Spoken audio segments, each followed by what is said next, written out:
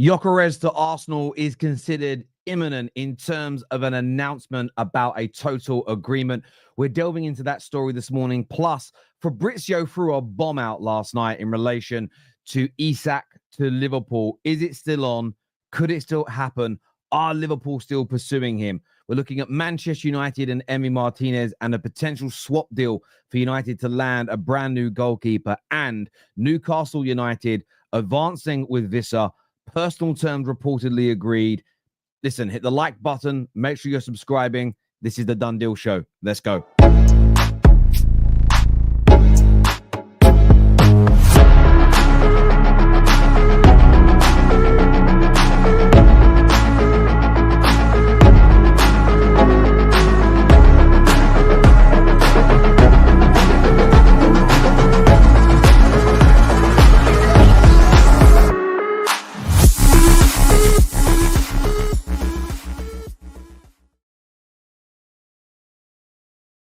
From around the world, I hope you're good. I hope you're having wonderful starts to your Saturday. And listen, pre-season starts today for me. Man United have a game. I'm actually, I didn't think I would be, but I woke up this morning just excited to watch my team play football.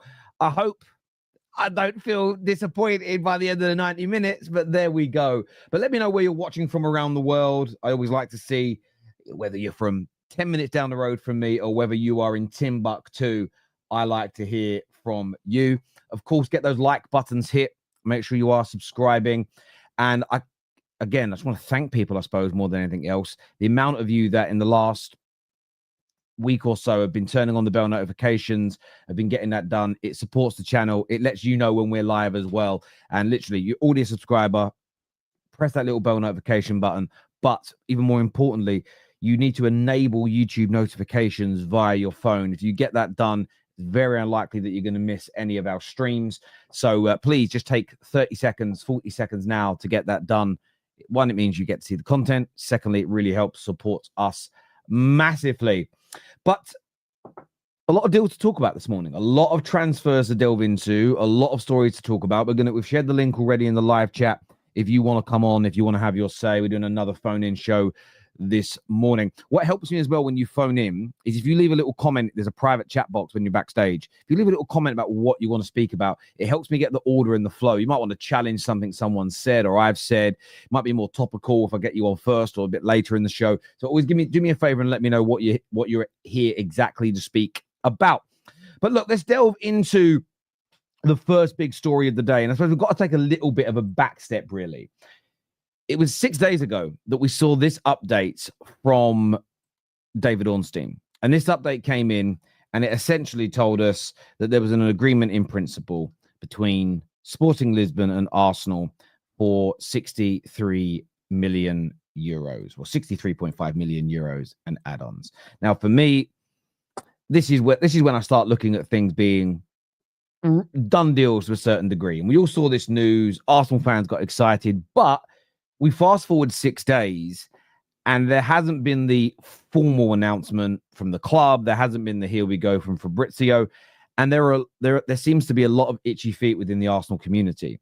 Now, there was an update last night from Ben Jacobs, this morning, who said that Arsenal are now close to a full agreement with Sporting Lisbon for Victor Gyokeres. Hope is for a breakthrough over the weekend with a small portion of the add-ons still under discussion, and Gyokeres awaiting for permission to undergo a medical. 63.5 million plus 10 package, broadly agreed. Only the small details are left. And this is why all along I've just felt that Arsenal fans should stay relaxed. Of course, it's a lot easier for me to say than it potentially is for Arsenal fans, because it isn't my football club. It's not... It doesn't, if this goes wrong, it doesn't impact me. In fact, it probably improves me a little bit more than anything. It improved Man United's chances the weaker rivals get. But this deal is imminent in terms of a formal announcement. But it is done. The majority of the costs are there. This is not more about the structure. And I know it's boring and frustrating. But it's as Ben Jacobs broke down about the Mbumo deal, the Mbumo deal yesterday. United might have got a cheaper price if we decided to pay it over 3 years. We may have got a cheaper price, a cheaper base, if the add-ons were more achievable. The structure of the deal will often dictate dictate the base price. Those things can be long and drawn out and very boring for fans to follow because we just see it a little bit like FIFA, a little bit like Football Manager. Well, look, we've agreed the fee. Just get it done, get it announced. What are we waiting on? There's also the legalities. I remember famously when Man United hired Jose Mourinho, there was about a 15, 16-day delay between when we knew we were getting him until it was announced. And it was all because Man United had a watch sponsor and the contract that Jose had with his watch brand at the time, personally, there was a conflict. So essentially, his personal watch brand meant he couldn't do any ambassadorial work for our watch brand. It took about 2 weeks to resolve. And in the end, there was a happy medium found between the parties. That winds fans up because they just want to see the announcement. But we can't ignore these things. I think it's important. It's why I like speaking to the journalists to understand this, because you get educated. The more educated you get, the less frustrated you theoretically should be. It doesn't always play out that way. But look, this deal was going to happen. You know, Ornstein putting this out last week that an agreement in principle has been reached for the player. Ben Jacobs now formally updating this and saying that it's minor details. A full breakthrough and announcement is due any minute now. And it could even come while we're live. You know, this is the thing. I think Fabrizio Romano also said last night that Here We Go could drop at any second. At any second, he may get the update. He may be told, look, it's done. Boom. It's done. It's dusted. He's now an Arsenal player. The medical's going to happen. It's over. There was one report this morning, I think, from the Mirror. No, from Gary Jacobs. I'm not too sure who he works for off the top of my head, who said that there's now a little bit of doubt that Victor Gyokeres will be on the tour to the USA. Then I thought to myself, sorry, the tour to Hong Kong. They're going Hong Kong, Arsenal, I think, or to the Far East. And I looked at that and just thought, what a load of old nonsense. How they have no idea whether or not they're away for like 3 weeks. You're telling me it's not going to be done in the 3? If it's done, maybe it isn't all complete the day Arsenal fly out. I don't even know what day they fly out, right? But they say it's not complete the day they fly out. You'll fly the next day on a private plane. or a commercial one. There's a lot of flights from Europe to Asia. I just sort of looked at it and thought they're trying to scare Arsenal fans into a frenzy. They're trying to make Arsenal fans angry online.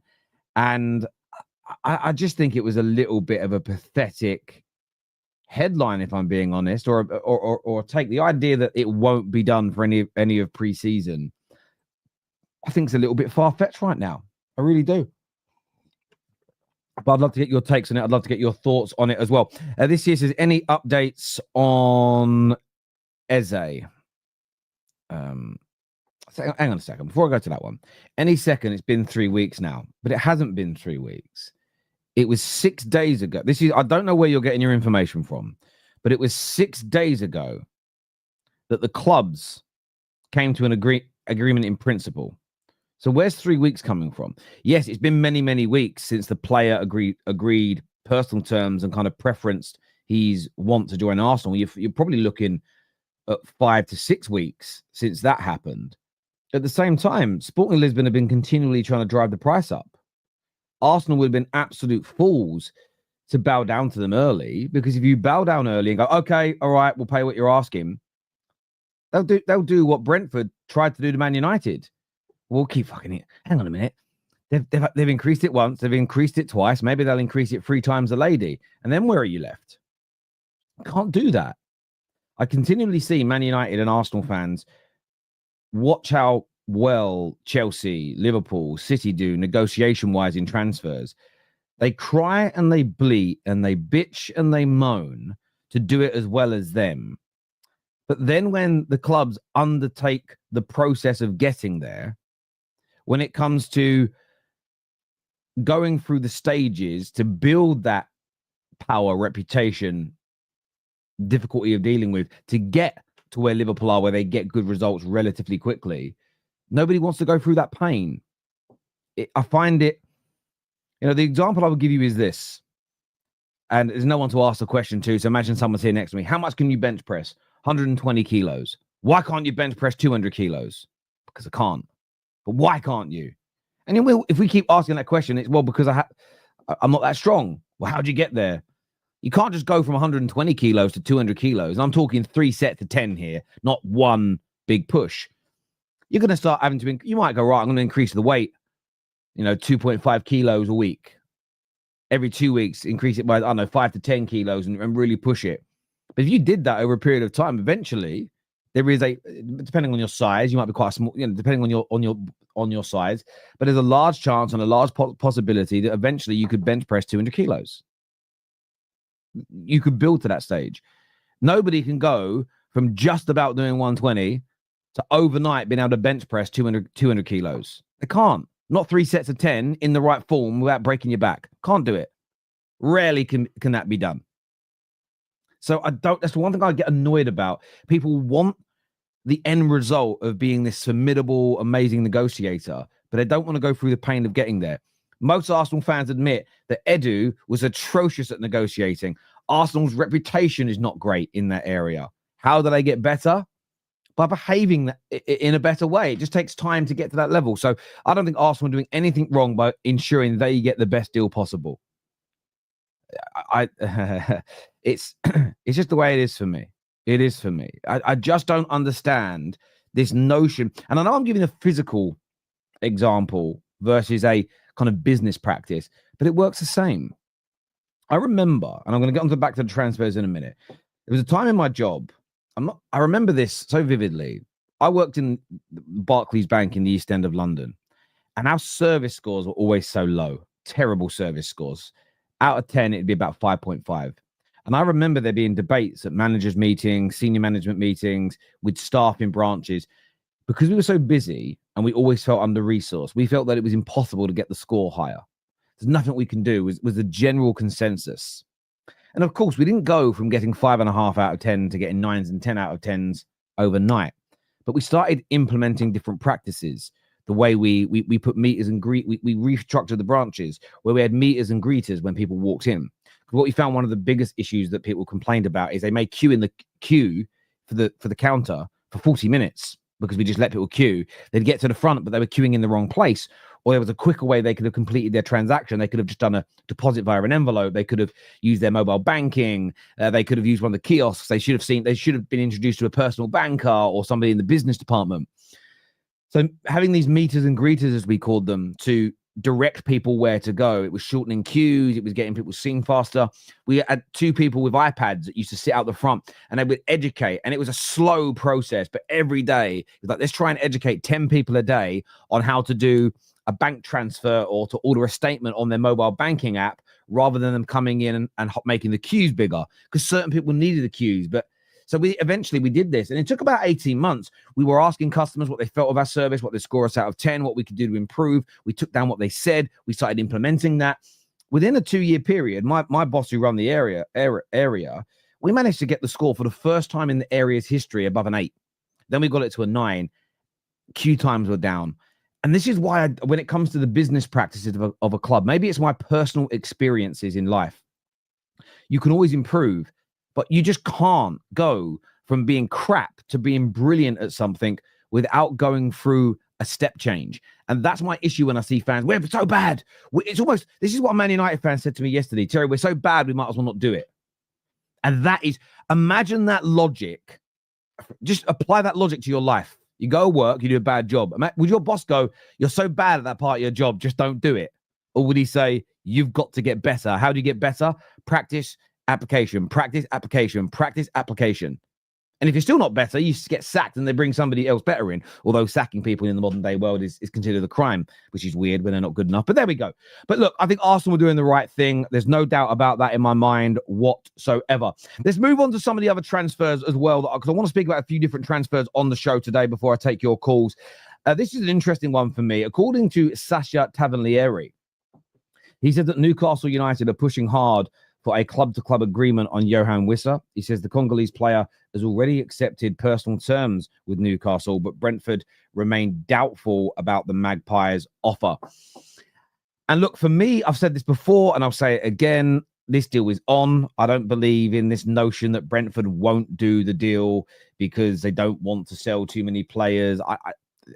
At the right price, this deal, in my personal opinion, can and will happen.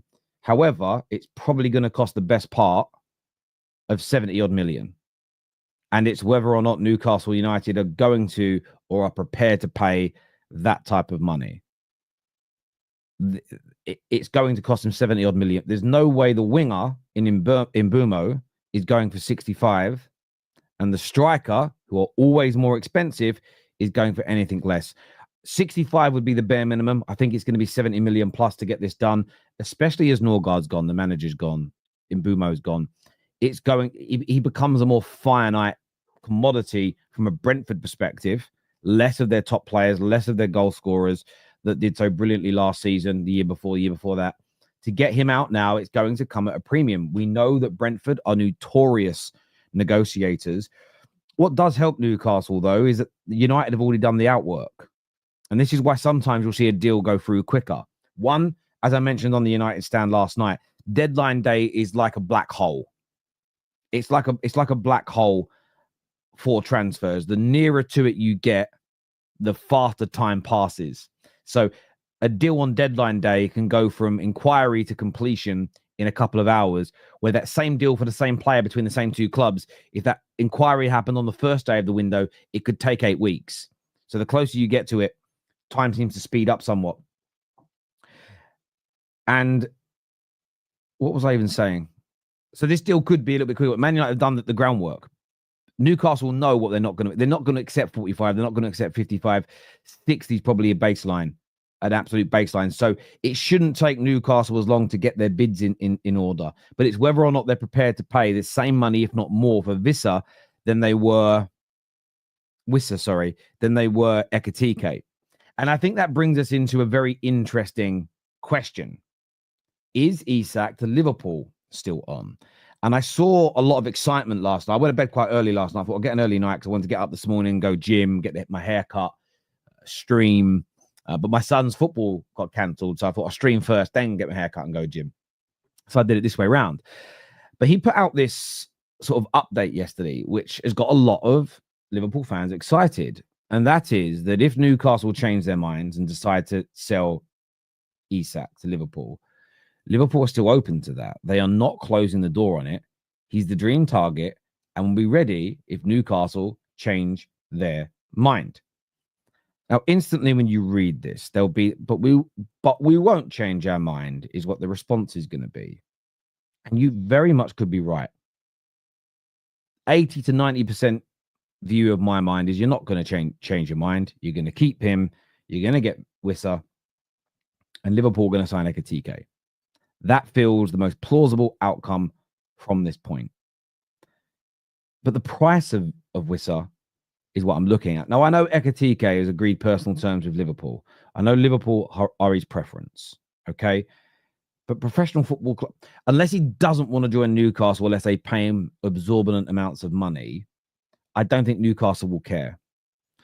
What Newcastle have to weigh up here is for similar money, because Wissa could end up costing them 75, 80 million, including the add-ons. They have to weigh up whether buying Johan Wissa, let's just say a conservative 75 million, 28 years of age, about to turn 29. Very good, by the way. Is that a better investment now? Is that a better investment now to have him alongside Isak for a year or so than getting in your main? Because I'm seeing a lot of Newcastle fans say that Ekitike isn't the main striker target this summer. I disagree. You've wanted him for many years. You went for him first. I don't believe it was a smokescreen to get Liverpool away from Isak because they still want him, as Fabrizio has just said. But what Liverpool are not going to do is leave themselves short by letting Newcastle sign Ekitike and then they've got all their eggs in one basket. They've got ahead of the curve here. I still believe that. But this is just something for Newcastle to weigh up. And you may believe, no, it's better to get Johan Wissa, keep Isak, try and convince Isak to stay. You run the risk of his contract going down to the last 2 years and getting less for him in a year. But then you've got two excellent strikers to go into this season with. And that holds water. It is highly logical. There's nothing to challenge that on. It makes sense.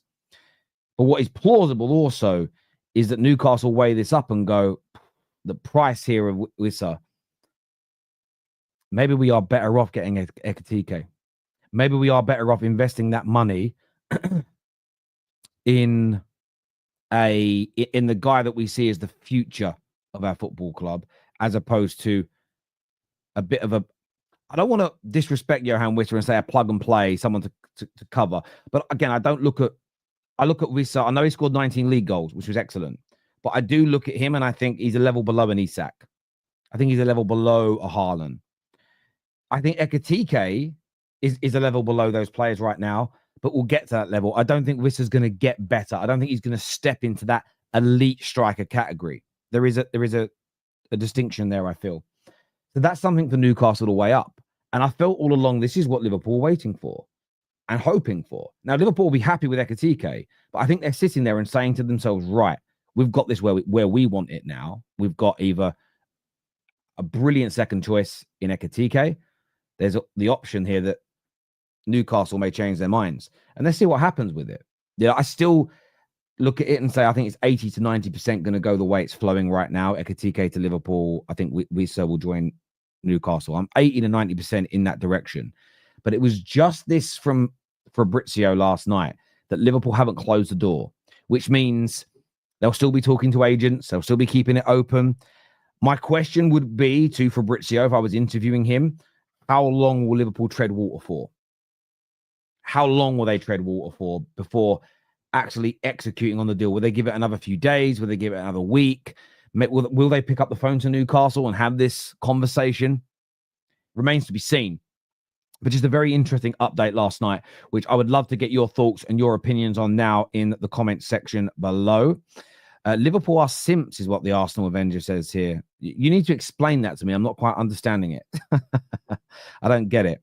Wissa and Ekitike to Newcastle, Isak to Liverpool. I mean, but that's the other side of it, isn't it? I mean, that is such a great point. And Kane's going to join us in a minute backstage. That's a great question. I didn't even think of that. And that's why I love my beautiful community. That's a great question to pose to Newcastle fans, right? That's a great question. Wissa, sorry, I don't know why I'm saying Wissa. I don't know why I'm doing that. I know what his name is. And Ekitike for the future, or Isak and Wissa now. But there is a but on this. Listen, I said this yesterday on Straight Facts, and I stand by it. It really depends on what Isak's going to do moving forward. Because if he's going to sign a new deal with Newcastle, then Newcastle would be absolute fools to sell him, right? Because he's going to stay, keep him. You don't need to upgrade. You could have him for the next 5 years, 6 years. He can help bring glory. He's that good. But it is a question. And I suppose whether Isak's signing a new deal, I just think is the catalyst to making the correct and most logical decision here. If he's not signing a new deal, I would take Ekitike and Wissa now. If he signs a new deal, I'd say see you later to Liverpool, re-sign Isak, sign Wissa, and sail off into the sunset. That's what I would personally do. But what's your view on it, people? What's your view on it? We all know if Isak's signing a new deal, what everyone would do. So there's no point asking that question. It's obvious. If Isak isn't going to sign a new deal, what should Newcastle do? Because I still think that is what will play. I've always felt him signing a new deal is the most key component to Newcastle's final decision. They're too well run. They're too smart to keep a man for a couple of years and lose him for almost nothing. I'd love to get your thoughts and opinions on that in our comment section below. Now, another story from Fabrizio last night, which got me a little bit excited, was that Manchester United are considering a swap deal with Aston Villa for Martinez. And I already know that there'll be some United fans that will say, if we're going to Villa and we're not walking away with X, Y, or Z, if we're going to Villa and we're only walking away with Martinez, that's crazy. He's a very good goalkeeper. He's a very, very good goalkeeper indeed. And by the way, I don't think there would ever be a direct swap deal for this player. I don't think that it would ever be, we'll get Martinez and you'll get, and they'll get Garnacho, because that'll be who it's for. It'll be for Garnacho. That's the only player I can imagine. There will be two separate transactions because Man United will demand that they're able to show the pure profit from the Garnacho deal. So it won't be a swap transaction. It will be two separate transactions on paper, but a swap in reality. Plus, for me, if we are I've said it all along, we're dropping 40 odd million on Martinez. We're fucking mental. We're really, really mental doing that. It's too much money. It really is. But the goalkeeper in himself, I'm happy with it. There are some younger options with really high ceilings that we're looking at. But I just personally feel more comfortable with Emi Martinez. Saves 20% more shots, 13% more crosses that he catches, makes less mistakes, better with his feet. Yes, there's some bozo moments. I'm not going to sit there and deny that. He isn't perfect, but he's a far cry and a far improvement on what we've got. Plus, what I like about the Martinez deal is he wants us. He wants to become a Man United player. And that's not so common at the moment. And part of me loves that. Now, you've got to make sure you are careful that him wanting Manchester United is not a ploy to get a retirement package, a pension. You know, we don't want to be bringing him in. He goes, I want to join. Oh, brilliant. Great. We want you in as well. Yeah, I want 200 grand a week. No. Like, if he really is as desperate to join Man United as he is pointing out, then for me, I feel like you should be getting on a really good deal. If he really wants to join what we're doing, that should help us get him at a better price, as in salary. So we'll see what happens with it, but I'm quite excited. By the way, I've just noticed something off the subject. Fabrizio Romano just pinned his Liverpool make club-to-club approach to Newcastle for Isak tweet.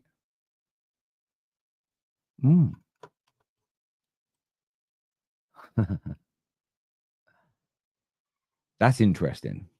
Why do you think he's pinned that? What engagement? Doesn't really need engagement, but why do you think he's pinned it? Genuine question. I'd love to know why you think he's pinned it. Let me know in the comment section below, people, why you think he's pinned that. Because that's definitely intriguing for me. Oh, God, it's not in my neck. I've really got to get this sorted out. My neck's been fine for weeks. And then last night I was streaming. So I get this pain down the back of my neck. Ugh. And get to the chiropractor. Oh, literally, go chiropractor. We'll click it. There'll be something slightly loose. You'll click it and I'll be sorted. But yeah, give me your thoughts. Give me your opinions on all of that. Plus, when you say engagement, I don't know if he needs it. I don't know if he needs it. For a laugh. Yeah, maybe that's it. Maybe he's going to tease a few people. That's what it could be. Oh, he repinned it last night, did he? Yeah, I was sleeping. Interesting, Smithers. Interesting that he's pinned that and not the Ekitike to Liverpool stuff. I know he mentions Ekitike to Liverpool in that, but it's always interesting. I'm always interested when journalists retweet or quote tweet previous stories when there isn't so much trending about it. I always wonder what that means. Does it mean anything? Does it mean nothing at all? Also, on the agenda for Man United, by the way, strikers. Who should United pick? I'm going to put on the screen now for you list of strikers that we're linked to. The list that we're linked to here. Šeško, Watkins, Mateta, Jackson. And I've kept Rasmus on there because he's the main guy currently at the football club. And I want to draw your attention to a few elements of this that I think are key. Okay, when you actually break this down and when you look at it, a few elements are really key here to debating this. Per 90 minutes that this is in, first and foremost, look at Rasmus there. 1.2 shots per 90 minutes is atrocious. Jackson scares me because Jackson's actually got the best shots per game ratio. This is why I don't want Jackson. This is why I don't want Jackson. Jackson strikes the ball more than any of those strikers. It takes more shots per game than anyone else on that list, but only has a conversion rate of 15%. His conversion rate is worse than Højlund's. Højlund's is at 16%. Watkins 2.4 a game. Mateta 1.8. Mateta's is amazing, by the way. The same as Šeško's. Their teams don't create loads and loads of goal-scoring opportunities because Leipzig weren't great last year and Palace are more pragmatic. But the conversion rates there at 26% each are amazing. It basically means if Rasmus was to have that conversion rate last year, he would have got 10 more league goals with that kind of conversion rate, which shows where he's at. But you start looking at the winning goals. You look at this is why any of these players are an improvement, though, barring Jackson. But all of them, right, have scored 2 to 3 times the amount of winning goals to their clubs last year. 2 to 3 times the amount of away goals, 2 to 3, and in some cases 4 times as many home goals. They've all scored between 2 to 3 times more goals in totality, and barring Jackson, all have anywhere between 10+% better conversion rates. Now, that doesn't mean I would settle for just anybody, but when you break that down, they're all an improvement. The price is right. But the more I look at that, I can't help. I like Mateta, but I'm changing my own mind, and maybe I'm wrong here, and this is why I want your help. I like Mateta. I think he could do well. But Ollie Watkins and Šeško seem to be the two that I'm just most drawn to. Šeško more for the future. I worry that he ain't ready now. I agree with Staffy on that. Ollie Watkins. I also saw another stat about Ollie Watkins that I was blown away by. I like how he plays, right? But I saw this here. In the last 3 Premier League seasons, he has 50 goals. The only 3 players in the league with more goals than him in that time is Haaland, Salah, and Isak. And by the way, I want a striker that's scoring me goals. Those 3 that are mentioned, we can't buy. Non-penalty goals, 47 of them, only behind Isak and Haaland. He has more non-penalty goals in the last 3 seasons than Alexander Isak. So more goals from open play than Alexander Isak in the last 3 seasons. Assists in the Premier League, he has 27 assists, okay? Only Salah and Saka have more assists than Watkins in the past 3 seasons.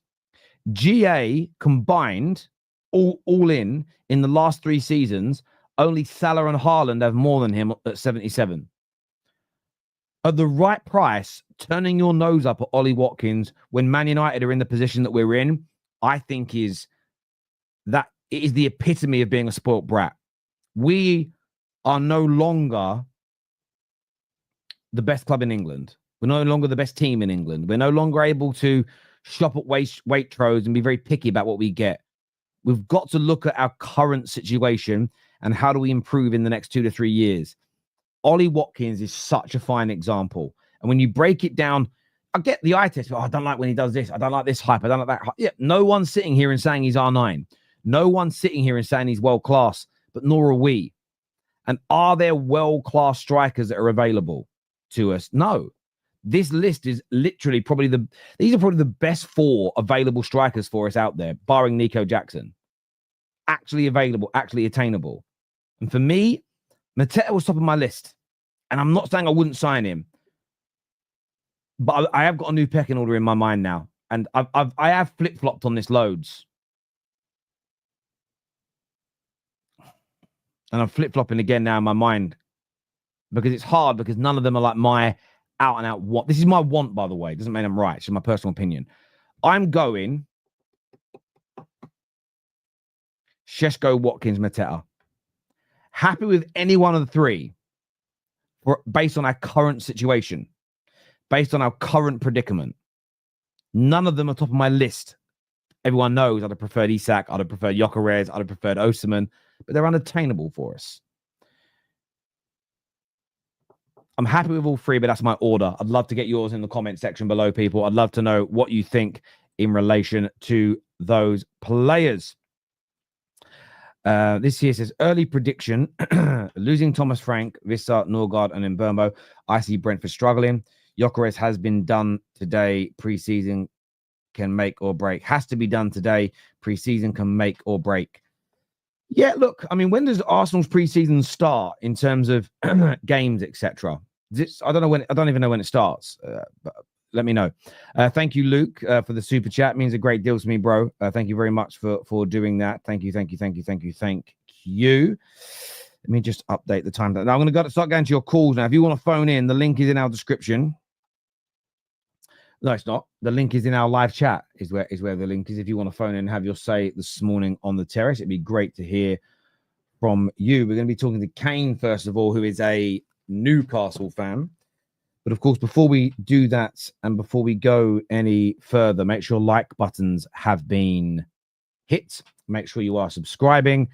And I'll encourage it again, get the bell notifications turned on. Turn on all notifications or enable notifications for YouTube. One, it helps us. It lets you know when we're live. It gets you guys here sooner and faster. Secondly, a lot of you message me saying, Terry, I never get notified. A lot of you have turned notifications on, but you don't have the setting turned on your phone. Without that setting being turned on, it's always going to leave you a little bit short. So please get that done for us right now. First caller of the day coming on is going to be Kane. Welcome back to the show, my friend. How are you? I'm good, bud. How are you? Good morning, everyone. Yes, I can't complain. First of all, I want to speak to you about Wissa, because to Sasha Tavalieri, you've agreed personal terms. Happy with that? Good striker. It depends on the price point for me, really. I looked at his stats just before coming on here. Yes, 19 goals last year without Tony. Importantly, 12 goals the year before with Tony, playing more as a wide man. So, you know, good solid striker, but I guess it depends on the price point. If we're talking 70 million, I'm not sure, because rotation is going to be where he is.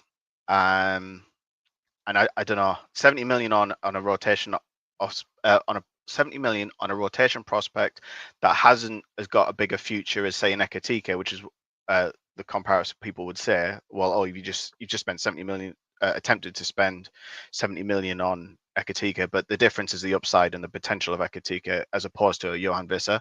Now, he's a good edge, good player. It depends on the price point, but I'm not going to say no to the player, and by any means, really. Yeah, I understand that. I think the price point is key. So we were having that conversation earlier with what Fabrizio said last night about the Isak deal not being completely dead from Liverpool's side. Could they change their mind? And I pose that question to you because, again, if Isak's going to sign a new deal, it becomes it's an elementary question. Of course, every Newcastle fan will want to keep him. Yeah. If though they have a chat with him in the next week and he says, "Look, guys, I'm just not thinking about signing a new deal at the moment." So it's open-ended. He could sign, he might not sign. What would you do this summer? Would you rather buy Ekitike and Wissa and sell Isak, or would you rather add Wissa to Isak and take the risk of him leaving for cheaper or not signing a new deal? What would you, in that particular, we are creating a very specific example, what would your preference be in that situation? It's very tempting, I'm not going to lie. Because Wissa and Ekitike gives you security for the now and the future. It depends. Again, it comes down to price, I guess, because if we're going on supposed bids and all that kind of things, then it's what, 70 for Wissa, 80 for Ekitike, so you're looking at 150, and then we're selling Isak for 120 to a Premier League team. I don't know. It is a risk, and that is the toss up. I guess that's one of the things that I'm a bit frustrated of with Newcastle is we got rid of our sporting director right before the window, and right now we have a very, I don't want to say naive, but it's a team that haven't been in this position yet, and so whether or not they stick and twist is an interesting one. Personally, I feel I would rather the security of Isak for one more year, because I mean, a lot can change in 12 months, bad or good. But I think you have more security with an Alexander Isak than a Johan Wissa Ekitike. Because I mean, in order to get Ekitike, he's already said he wants Liverpool over us, which means it's going to be hard to convince the player anywhere to come to us. So then you're running the risk of, well, it's going to take some movement from Liverpool, which is why I don't think the Liverpool getting Isak is going to happen if they get Ekitike. I mean, we've been hearing the last 2 weeks or something or however long it's been going, that Ekitike and Isak can't be in the same team. So and even on principle, I don't think Newcastle should be selling Isak to Liverpool if they get Ekitike, just on principle alone, because we just look like mugs. Which was the only way, when people were having the conversation of who won this deal, the only way any team would have lost this deal is if one team got both. Because Liverpool, I mean, you'd be splitting hairs to say Liverpool lost the deal if they get Ekitike because they're getting potential rather than guarantees. But the potential of Ekitike is quite large, and he has a lot more potential than people think. But Yeah, no, listen, I totally understand where you're coming from. I think if they get Ekitike and then they did break the bank and they tried to sign Isak as well, it would be absolutely, I agree with you, crazy to also do that. I I mean, we think would it, have to yeah. literally actually talk 200 million plus to get him after you've bought Ekitike, because you'd be taking our future and our present, and that comes at a very hefty price. But I mean, or by all means, if Liverpool want to try that, but that's the stance that I feel Newcastle have to take. Anything less is not going to go down well at all. No, I totally agree with you. I think that, yeah, if you did it for that lower fee, like you've mentioned, I think that would be absolutely crazy. I'm not gonna lie. I think it would be absolutely crazy to do it, as you say, at that sort of level. And sorry, at whatever the price is. I think Yeah, to miss out on your number one signing as a striker, and then your main man go would be absolutely horrendous business for yourselves. It only makes sense if you're getting Ekitike in the other direction and Liverpool walk away. And I suppose that's the other side of things. As much as we don't want to discuss this as much as fans, those are the kind of conversations that could take place behind the scenes around, listen, we will do this deal, but we need. And again, Newcastle would ask for that. If Newcastle said, you know what, Isak isn't going to sign a new deal, or we're not going to take the risk of him not signing a new deal, and we're going to do some business with Liverpool, your negotiators would absolutely insist that for this to happen, Liverpool have got to walk away from yeah, Ekitike. Because again, you don't want to, yeah, we'll walk away, guys. Don't worry, we'll walk away. Well, let's just get the Isak deal done. You sit there doing it and they go, we haven't walked away. And they go and sign yeah. him. You need to 100% make sure, probably something in writing. And I'm sure those kind of agreements can be done legally where you are committing that you're not like a competition clause, essentially, that many businesses have around Yeah, like a yeah. non-compete clause for this player if we engage in a deal for this individual. And that's what I'd make Liverpool sign. If it's plausible, I would say, look, we'll enter negotiations for Isak, but to enter the real negotiations for Isak, you've got to sign a non-compete clause for Ekitike. So you have to walk away. Yeah. That's how I would set it up with them. That way, you've got Newcastle have the insurance policy. Yeah, and that's why I said to you the first time we talked about this deal, when I said Newcastle actually have all the cards, because I don't think we would ever be in a position to sell Isak unless we had their insurance of Ekitike, which is why we went for Ekitike. Now, Liverpool could have played the risk, because it was either we sign Ekitike and then they're hoping that we then come through and say, all right, we're going to sell you Isak, or you do what they've done, which is the safer option, go, well, no, we'll just take the insurance policy for ourselves, which is a high enough target for them, and go, we'll just buy Ekitike, which is, again, what the right thing for them to do, I guess. Because again, the only way we're going to get rid of Isak is if we had the insurance. Now, when it comes to Isak and signing contracts, I think he's waiting to see what we do in the window. I think when I was hearing things before the window came up, he was saying that he wanted to see if we matched to his ambitions with regards to signings, and that's why he's been quiet. I mean, he's saying this is the first time. When I first spoke to you, everyone's doing what they should have done in this deal. Isak's staying quiet because he's saying, I'm open to this option. And I think that's what it was. I think the conversation between Liverpool and Isak were, look, we're prepared to break the record for you. Would you be willing to come? And he would have said, yeah, I'm open to coming, but you have to do a deal with Newcastle first. Yeah. Which puts the power in Newcastle's hands at that point. And then in the same conversation, Newcastle come to Isak and saying, listen, we want to make you the highest paid player in our history. Here's what we want, X, Y, and Z. Here are the terms. And then Isak's gone, well, maybe he's come and said, well, I'll sign it, but I'm not signing it right now, because he'd be an idiot to, because that ties him down. He's just saying, right, well, let's see what you do in the window. And if your ambitions meet what I do, then yeah, I'll probably sign. So we're probably not going to see Isak sign, if he does, until later in the window. So right now, we're just basing it on conjecture.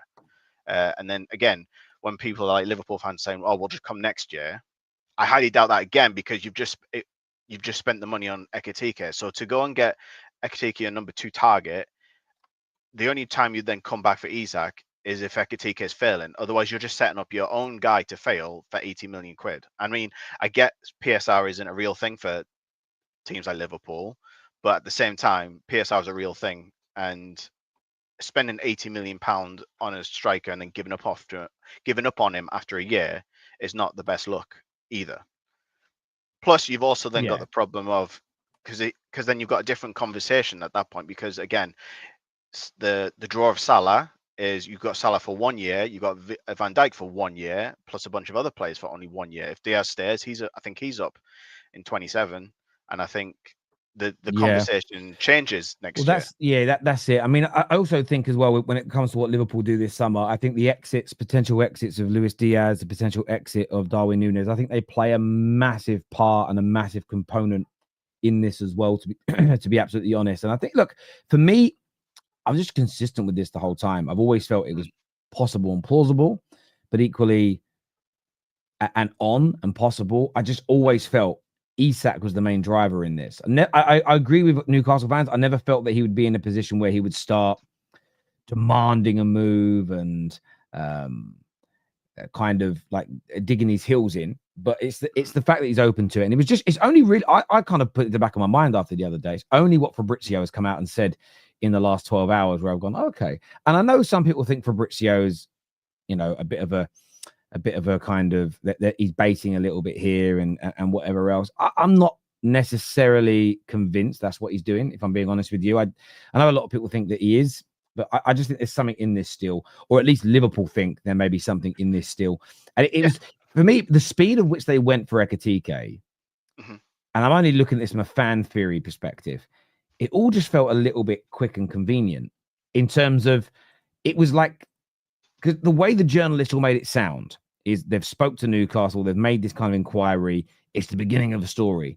12 hours later, they were practically about to sign Ekitike. Something about that just felt a little bit off to me, in the sense of, hang on, it was the beginning of their chase for Isak, but straight away they pivoted to somebody else.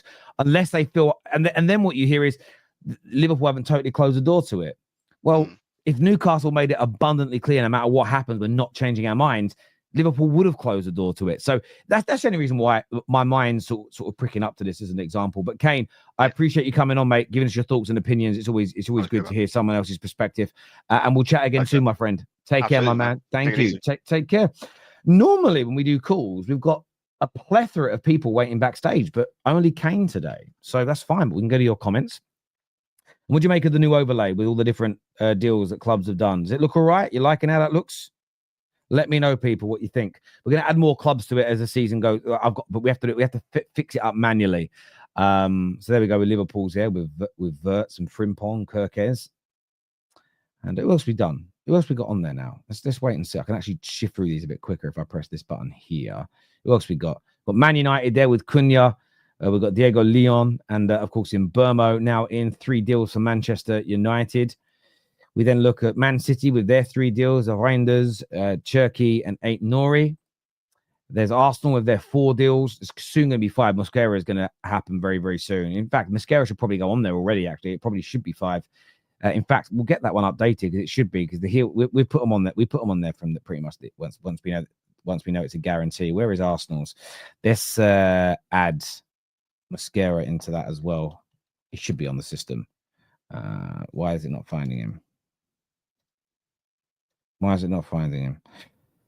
Do you know what it is with the system we use? Sometimes you have to put in somebody's full name, not like a... There it is. Oh, there's his name. If I put his full name in, it should come up. We'll get that added for you, Gooners, because you have got him. We know you've got him, because he leaked pictures of his interview came out. The leaked pictures from his interview came out. So that's done now. So now we've done that. Let's skip through these again. Get back to Arsenal. There we go. His is on there as well. And then there's also Chelsea's, as you know, Chelsea with their main 5 signings. We're going to add more to this. Yeah, let us know what you think. Let us know if you like it. Gunners, not Gooners, lol. Same fucking thing to me. I know one used to be a firm, but I don't think anyone cares. Vert's add-ons are crazy, but they are included, but no one else's like in Burmos. Oh, I'll get that updated. Again, that's the stuff that's self-generated. But I can manually change it. By the way, Liverpool fans have been doing that all themselves. You should be calling Liverpool fans out online. Right, let me change Verts and put that in there for, that's 100. Shouldn't even be 120. It should be 116 anyway. That's now been changed as well. So yeah, I can manually change it, but it self-populates, I think. So that it's been manually changed now. Is that better? There we go. There we go. There we go.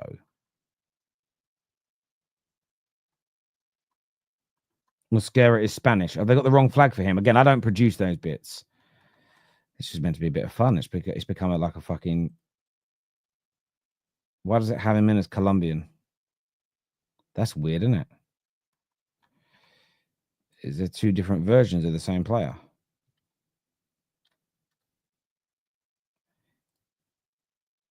No, he's Colombian.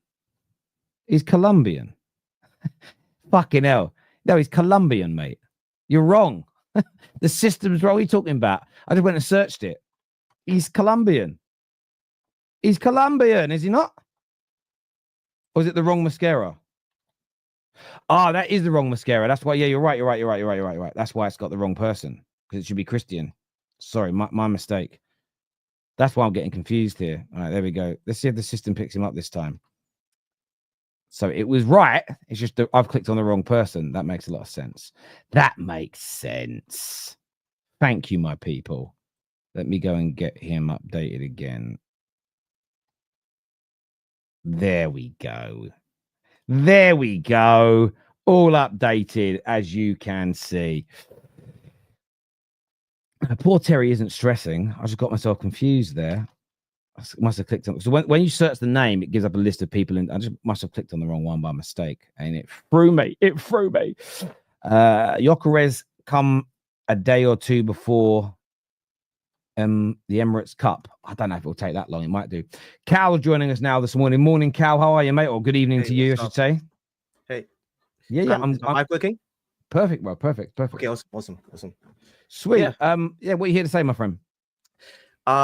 Congratulations on the Mbeumo deal. Good job, guys. Good job. Let's go. No, our third, we've got our third signing of the summer, and we've got to get more done. But yeah, it's funny really, because there's a lot of angry United fans. The deal got done yesterday, and suddenly they were all kind of okay. None of them were moaning about the price. They're like, oh, feel a bit more excited now. And it's like, oh, so the season isn't over already. Oh, who knew? Who knew? Yeah.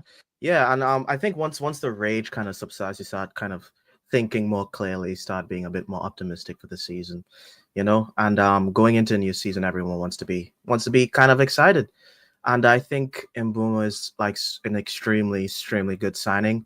Him alongside Cunha are going to be amazing for your forward positions. To be honest, with both of them, I think you don't even need like a high goal scoring forward if you were to sign one. Because I think your goals are gonna come between Mbeumo, Cunha, dude, what's your number 10 again? Bruno Fernandes, those guys. Yeah. You guys have a lot of goals around, because I think before it was mainly Bruno would be bailing you guys out of games, but with Cunha and Mbeumo in the team, I actually don't think you need if you got Gyokeres, that would have been a lot of goals, but I think you can almost have I'm not sure how you guys are going to set up, but I think someone like Ziggs is probably really going to, if you were to play him starting, I think he would thrive with Mbeumo and Cunha and Bruno Fernandes around him. Like that link up play between them is going to be really good. I think if this is something, I'm not really sure, but I feel like you guys should be signing a bit more midfielders, almost like another DM, maybe more controlling midfielders to kind of shore up inside the midfield, because I feel like you guys are vulnerable in the counter-attack a lot. I feel like sometimes you get played through unless Amarim decides to do a low block, as he did sometimes last season, low mid blocks to try and shore that up. But I think if you guys can shore up your midfield and maybe get a new goalkeeper, I think that would be pretty much enough for you to guarantee top 8 at least, with I think one midfielder and one goalkeeper. Well, a more athletic and mobile midfielder is on the agenda for us, and I think that's something. I saw a few United fans say, "Oh, we're buying all these attackers, but we're neglecting the midfield." I understand the logic behind that. I think what United are looking at is there's only ever going to be a limited budget, even with sales this summer, and I think their view is we could improve our midfield, dominate the ball better, be harder to counter through. But if we don't add more goals, you're still not going to pick up enough wins. Yeah, because you still need people to put the ball into that back of the net. We could make the midfield a lot better, and the midfield is the most important part of a team, in my view. But I think there was a way up here. We don't have what Chelsea had those first 2 or 3 summers with Clearlake, where they could spend £1 billion over 2 summers. Because if we did, then I think we'd talk the strikers out. I think we'd sort out the midfield. We'd do the whole lot in one go. I think they're and I get it. Let's see if it works. I think their view is we'll score enough goals to put ourselves into a much more commanding position this season, and then we'll be more attractive. We'll be hopefully in and around Europe, maybe even pick up another trophy. Anyone who says we can't win a trophy, I think is crazy. We've been in 3 finals in the last 3 years with this squad. We're adding more firepower. The types of you guys, I can't believe that you guys won a Carabao and a FA with Ten Hag, because it felt like those were worse teams, like on paper. If I be honest with you. No, I hear you, and I think that there's all that in there. So I just think our strategy is let's buy goals. And again, if we were to add a Watkins, if we were to add a Šeško into this team, you look at their conversion rates, getting towards double that of our other strikers. You add that in with Cunha and with Mbeumo, Bruno, Ahmad already in the team. We should go from scoring. I think we only scored around 45, 50 goals last year. I think we should be aiming then for hitting 70-odd goals. You score 70-odd goals, you're in and around the. Generally speaking, if nothing else improves, you concede the same amount of goals, etc. You score that amount, you're generally in and around. Like Newcastle came 5th with around 70+ goals and around 20+ goal difference. They conceded similar to us. You're in and around that position. And I think because of the limited budget, I just think that's their strategy. I'm at peace with it. It makes sense. But if what we could then do is get the striker, if we could then go and get a midfielder that helps improve us and a goalkeeper, that's when okay, well, now you're scoring more and you're probably conceding less. And you don't need to be a genius with football to go, well, if Man United score 30 more goals, 25, 30 more goals than they did last year and concede 15 to 20 less. The maths on that probably means you're jumping up the league table into a much more respectable position. Yeah. And if we have a year of growth, we're already able to land players that nobody expected this summer. A year of growth, it's a much easier sell to a player to say, look, I know we're not still at the peak of our powers, but you've seen the growth in 1 year. If we add you, and you, that's the team that can then fight for Champions League positions. And that's what we're aiming for. And we'll see what happens with it. We'll see what happens. I'm really happy with Mbeumo, though. What I like about him, he does things that Saka does this. I know he didn't have a great year goal scoring wise last year. I think I know his hamstring went in like December time, January time, whenever it was. But I think his hamstring was on the way out most of the season. He was all, in fact, I think his hamstring's been on the way out for about 18 months with all the limping and the problems he's had. But you get players like Saka, you get players like Salah. Mbeumo's of that same ilk. I'm not saying he's as good, but of that same ilk, where he'll get the ball in a position on the edge of the box where he can give himself half a yard and score. None of our players are doing that last year. None of our attackers, really. Ahmad did it on a few occasions, and I still think more needs to come from him. But that's what I like about Mbeumo. Cunha is the same, and both of them have the ability to score, I think, 4 or 5 goals a year as well. They're just screamers. Absolute screamers that they're not meant to score. Those are the differences sometimes between winning a game and losing a game. And all of our clubs have done that. The amount of times last year, Mo Salah got a ball edge of the box, corner of the box, edge of the box, bent it into the far top corner to give them a lead or give them a win. Those kind of goals are the difference between second and first. Those are the differences between coming 10th and coming 6th. Those are the differences between coming 6th and finishing in a Champions League position. So, yeah, I like it. And look, I want to see how we look today as well. 2 of our new players on display with Diego Leon and Cunha. And we'll see how we play. I mean, that kicks off in 2 hours. Jesus. So, yeah, we'll see how it goes. Oh, geez. You guys have a game? Yeah, against Leeds in Sweden today. So, okay. All eyes on that one. Definitely. All eyes on that. It will be. But what do you make of the Gyokeres situation? I want to ask because I'm seeing, as we spoke about last week, Ornstein put out the announcement that it's going to happen. Since then, there seems to be a lot of frustration again. What's your thoughts? Sporting's just being annoying. I think it's inevitable. It's just at this point, I'm upset that he's not on that plane, right? Like he's not going today. he's probably going to get. Do you go on tour today? Do you? Do you fly today? Yeah, we fly okay. out today, and he's not going to be there because the deal hasn't been sealed. So he's going to miss that first game, I think.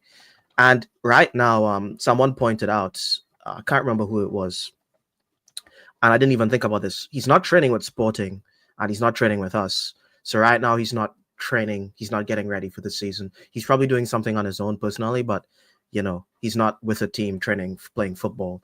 And we probably want him to start, getting back into it, playing football. And I would have loved him if it was done, but I understand that I think this is on Sporting's end. But I think it broke that Sporting, whoever they're going for, that they're kind of being told that they need to hurry up because their targets are being kind of looked at by other clubs as well. So I think Sporting's probably kind of going to start they're on the clock. So I'm expecting something either today or tomorrow, that to be confirmed, and then he'll be on a plane out, and yeah. I'm pretty excited. The thing is, what I would say as well, you've been back. Your preseason started a little bit later than Man United. We came back 2 weeks ago on the Monday. When did you guys come back? What date did you come back? This week. It was this week. We've only been in training for a week. Yeah. So the first week is typically just fitness work and tests, and he's probably, and this is where I think we as football fans are a little naive. This is what, and I only say this because this is what the professional world does. So I remember getting a new boss join my company once, and I remember he called me and said, "Look," he called me my personal number. He got it from my other boss, right? The CEO of the company. He got my personal number from him, and he rings me. And he goes, "I've got to ring your personal number because I can't ring your business number because I'm on gardening leave." I said, "Okay," because I'm joining in 3 months when my gardening leave ends from Lloyds Bank. But there's a few things I want you to start doing for me ahead of time so that when I come in, we can hit the ground running. And it was, I want you to make contact with these people. I want you to start researching this. It was in the payments part of banking. It was all boring stuff. None of you care about any of that. But it was like, start doing this. He goes, "I'm going to send you a text with a few contacts I have and I know personally that I want us to get the ball rolling on with projects they've got coming up that I want us to basically try and land the contracts for their payment rails." All very boring, but this happens. So I know that happens in the professional world. What would be making sense right now for Arsenal? And I just believe these things happen. And one day I'll interview a footballer or a manager and ask them. I think Arsenal will be turning around to them and saying, "Look, do these tests, do this. We'll hire someone or we'll reimburse you, or you hire someone and get these tests done. So when you come in, we've got your data. We know where you're at. We know what you're lifting. We know what your weight is. We know where you're running," as opposed to him having to start again from fresh. Now, your physios, your fitness team will then want to assess him still. But I still think most footballers stay fit throughout the course of the summer. He's probably doing ball work himself. He's probably doing the fitness work himself. So I don't necessarily think he'll come in. This isn't the 90s where they come in to, a stone overweight. They've been drunk all summer. Yeah. They're really behind. Where I do agree is if you start getting 2 to 3 weeks into your tour, there's been many games, he's had no sessions with the system, it may give him a slower start to the campaign as an example. So I get why you want him in sooner rather than later. I still think you're on that you're still on that threshold where it isn't too bad right now. But I get why you guys want it done. I've got my gut feeling, because it seems to be with Sporting and this Sporting deal, every weekend is when the major updates have come for 5 weeks. Yeah, that's what everyone says. Yeah. For whatever reason, Sporting like to do their business at weekends. I don't know what they're doing during the week. I think someone was saying they're publicly traded or something, and it has something to do with that. I don't know the technicalities behind it, but there was some reasoning behind why they like doing stuff on the weekends. I don't know. I just don't like Sporting, and I don't want to do business with them again. Hopefully, this is the last superstar that they're ever gonna field. Jeez. I hear you, mate. I hear you 110%. We've got another caller. We've got another caller joining as well. He's Daniel Ellis. He's a Chelsea fan. What are you saying, Daniel? Yeah, big up Terry, man. It's nice to be back on your show again, mate. And I don't get why it's meant to be proper Chelsea, but somehow he's coming up Daniel Ellis on my name.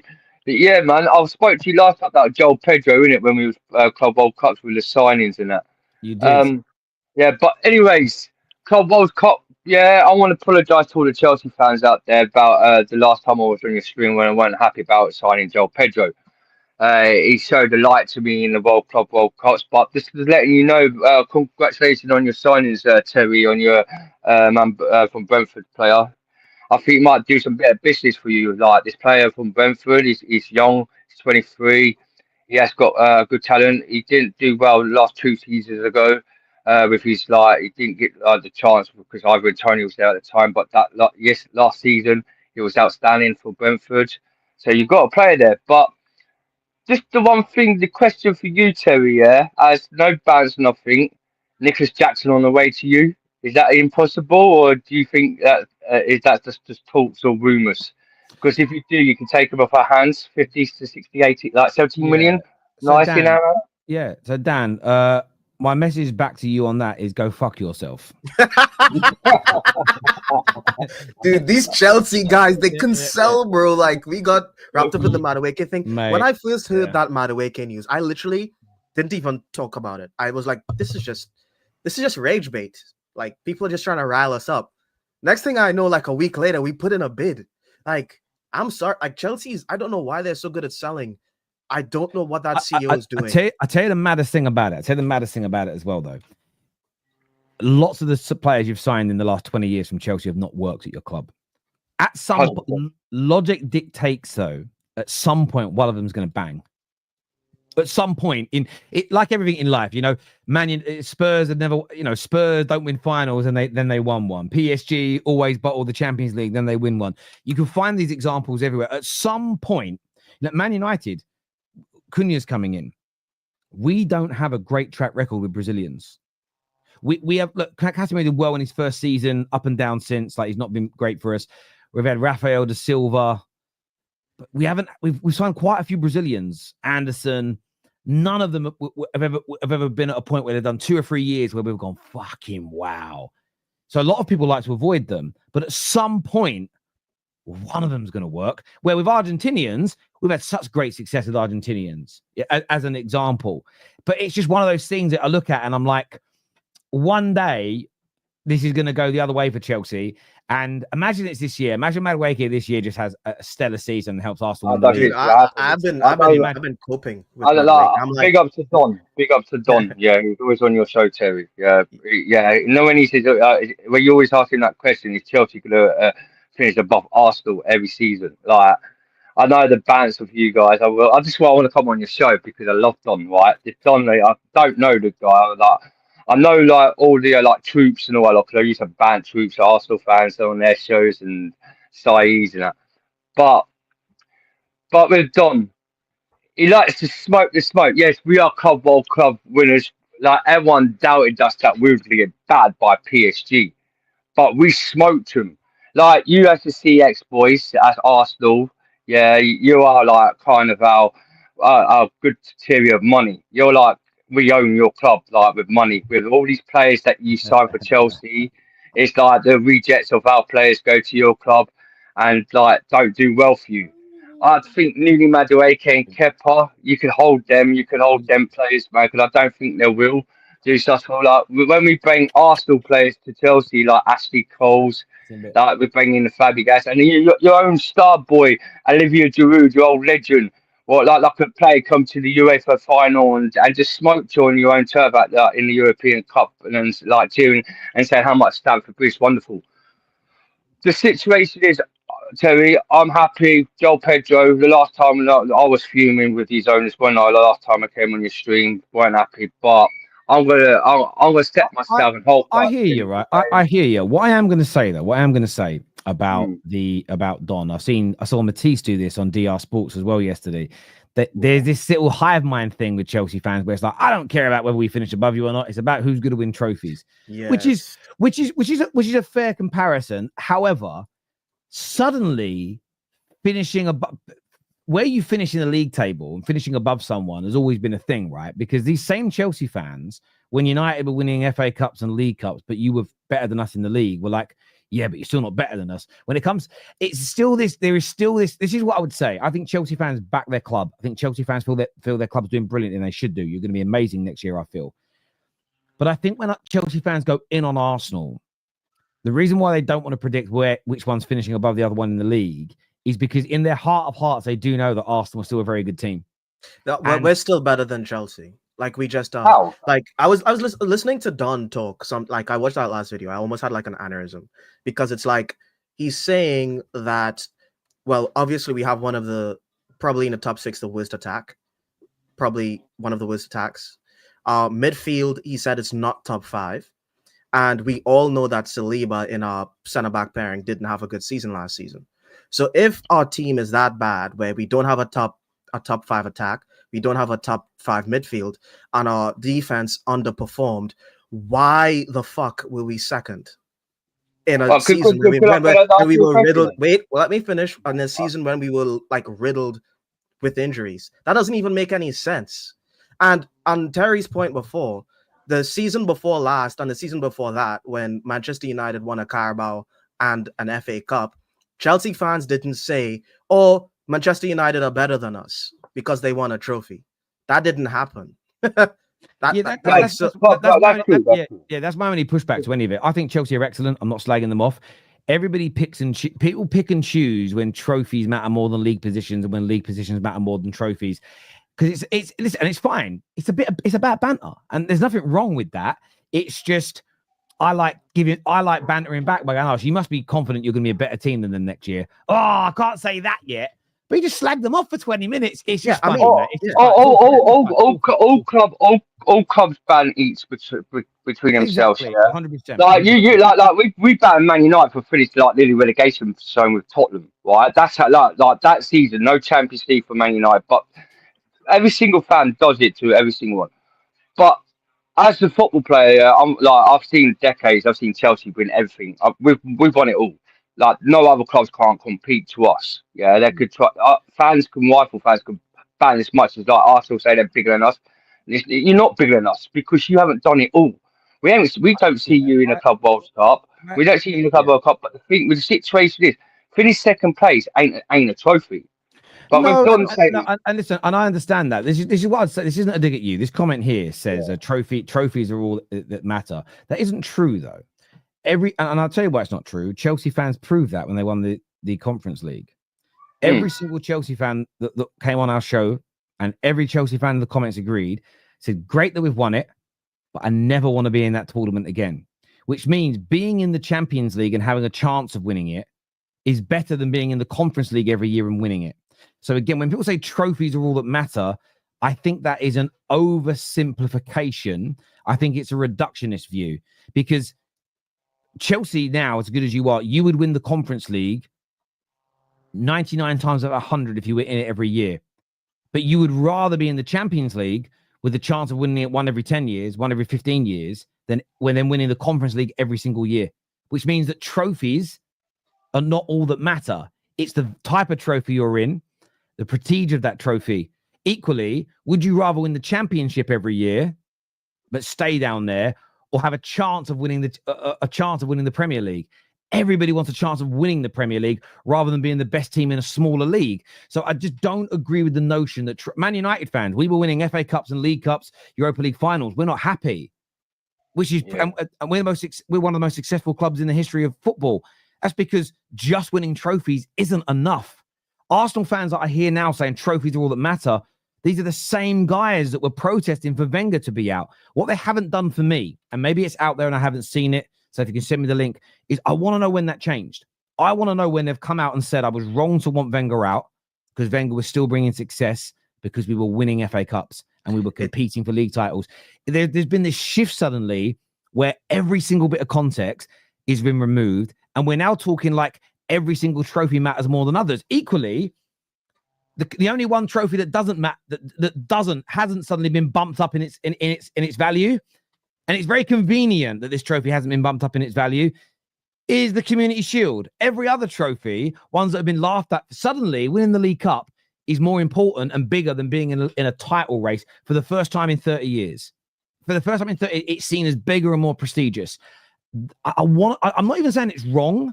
No one's broke down to me why that is. Oh, it's pretty simple, Terry. It's like, because I think it's because everything's in the online space now, and football's kind of centered around banter. So there's banter, but then people take banter personally, and then they try to form arguments around banter. Whereas before, it was understood that banter was banter. But now banter's kind of entered a space where people are trying to have logical conversations around banter. So now that Arsenal hasn't won a trophy in 5 years, a Carabao Cup is is So like do you better than think anything we've ever done. So do you think You know what people I'm are saying? setting the standards based on What they the don't have. or the ultimate way to banter? So it's a case of, right, what we'll say is that trophies are all that matter. That way, even if we lose a Champions League final and get 99 points and don't win the league, we can say that Wigan had a better season because they managed to win the League Cup. Yeah, of course. It's almost like that's been set up so they can have a go at the teams. Yeah, I get you. I think there's. I mean, Are West you Ham. Are you if you say these players, because we're still waiting for this Gyokeres, and I always say Nuni Madueke is your Gyokeres. He's like Nuni Madueke. That's what I call him. Yeah, because he's Nuni Madueke. You bought is your Gyokeres. But if you go say Michael Arteta, yeah, it brings in, because you know you've got some players in. You got Gyokeres coming in. Yeah. The last 5 seasons, you Arsenal fans have been hyping up, oh, we're the best team in the world, like Eagle, we're the best club in the world. How could you be the best club in the world where the last 3 seasons you've been up top number 1, 8 points clear away from teams, and you went and bottled it. Yeah, and then Liverpool goes and wins the Premier League last season. Hang on. So Again, Dan, I respect you, bro, but Egal hasn't sat on there saying they're the best team in the world. Yeah, well, he has done. I've been on his show 2 seasons ago. You're saying, "Oh, our club's the best club in the world. We're going to win the Champions League. We're going to win the Premier League." Yeah, but he might think they're going to win it, right? But hang on, Leyton Orient fans sing, "We're by far the greatest team the world." Yeah, that's some. Yeah, as well. Football fans sing that, and to me, I don't care if Man United are in the National League North. They're still, to me, the best team in the world, my favorite team in the world. I think we can't get confused with that. But there's this comment that's coming here I want to go to. This comment here says, why has it disappeared? Where's it gone? It's a very important question. It says, ask Newcastle fans how happy they were with winning a trophy after 50 years, Terry. Well, this for me, Raz, is the epitome of a straw man argument, because you're misrepresenting and distorting what we're saying. Not all football clubs are a monolith.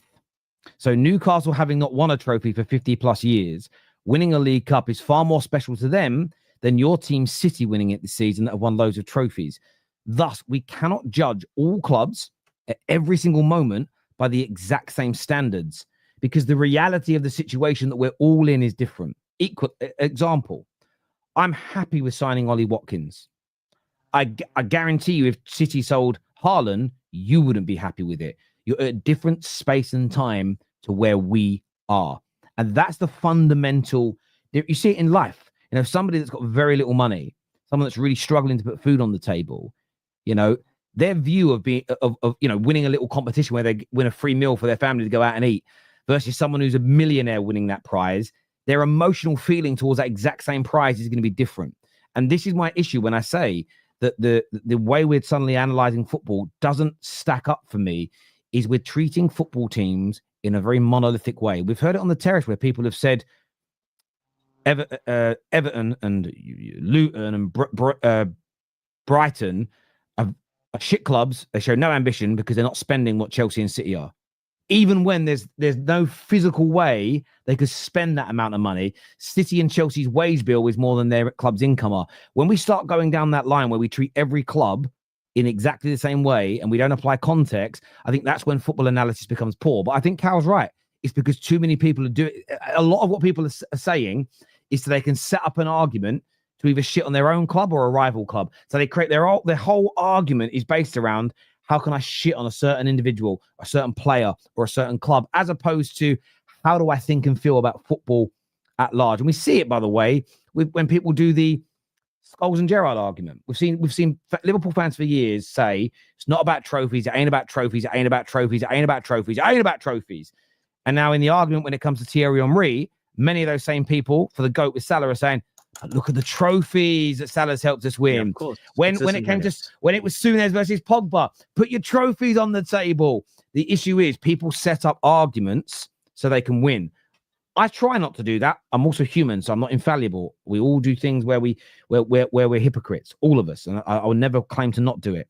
But for instance, I won't ever call a manager great if he hasn't won back-to-back league titles and or a Champions League, because the only time I've made a caveat for that was with Ancelotti, with the amount of fucking Champions Leagues that he's won. I just had that as a standard.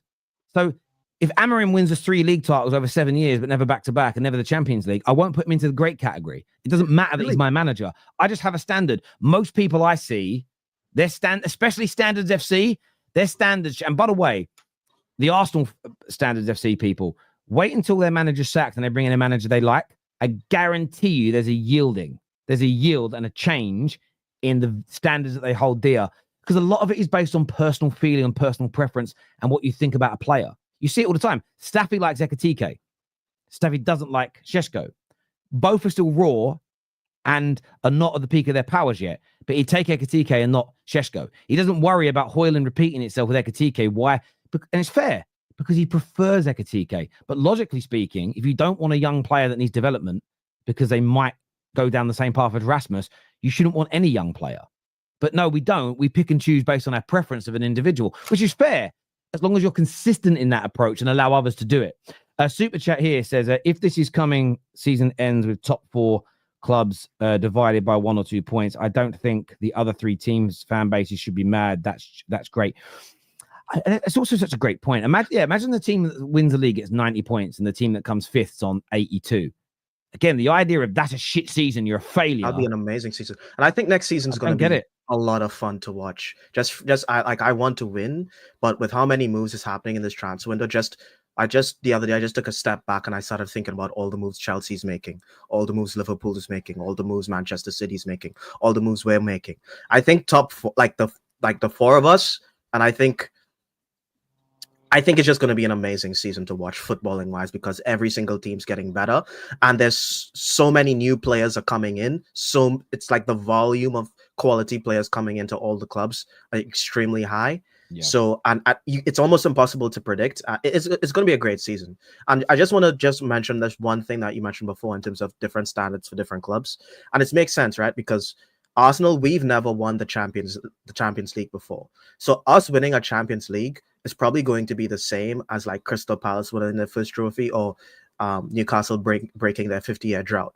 But if Liverpool were to win the Champions League, they're not going to feel the same euphoria that we feel, because they've done it before and they've won the most. And they've done it with their group of players. So that insane euphoria that we feel when we break that Champions League curse, or if we break our 20-year drought of not winning the league, it's going to be way bigger than anything else Liverpool could feel in terms of winning trophies. With us Chelsea fans, we expect like this season, Terry. Yeah, yes, we won a Club World Cup, and I hear you all the time asking Don, and I'm going to finish this Don's point.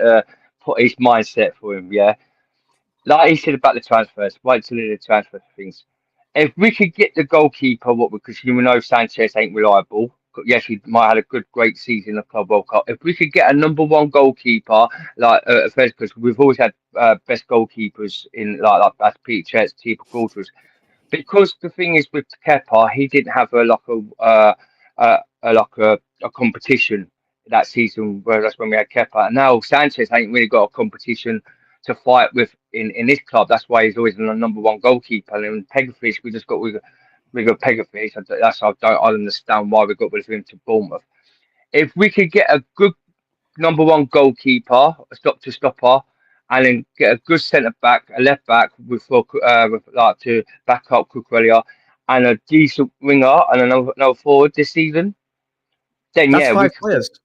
You want 5 more players this window? No, but we ain't got a left wing. We just got rid of Nuno Madueke to go to. We ain't got a left winger. No matter if we get a left wing or a striker, in that position to back up with Liam Delap, because we know Jackson's going. No matter what he's going, Man United or AC Milan or someone like that, what we know, Jackson is no longer at Chelsea Football Club. That's why he hasn't. That's why Enzo don't trust him. He wants him out.